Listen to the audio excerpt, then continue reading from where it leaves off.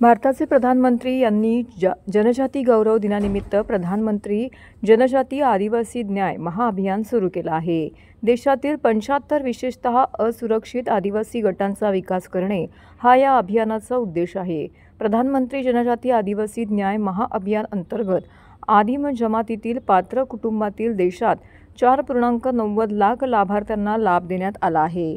त्याच धर्तीवरती ठाणे जिल्ह्यातील अंबरनाथ, भिवंडी, मुरबाड, शहापूर, कल्याण तालुक्यातील वर्ष 2024-25 अंतर्गत प्रधानमंत्री जनजातीय आदिवासी न्याय महाअभियान अंतर्गत आदिम जमातीतील सर्वेक्षण 13,032 कुटुंबांचं करण्यात आलं असून 12,237 पात्र घरकुल लाभार्थी संख्या तर घरकुल मंजूर लाभार्थी 6,462 संख्या आहे।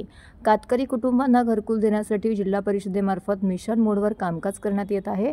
प्रथमतः अंबरनाथ, भिवंडी, मुरबाड तालुक्यातील केवळ 35 ग्रामपंचायतींचा प्रधानमंत्री जनजातीय आदिवासी न्याय महाअभियान अंतर्गत समावेश करण्यात आला होता।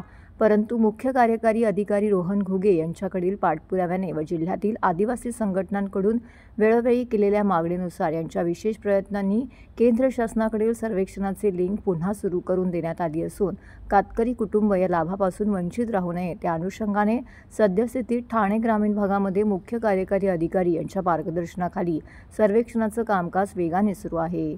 आज अखेर 13,032 कुटुंबांना सर्व्हे पूर्ण झाला असून 12,237 लाभार्थी पात्र झाले असून 9,767 लाभार्थ्यांची नोंदणी पूर्ण करण्यात आली आहे।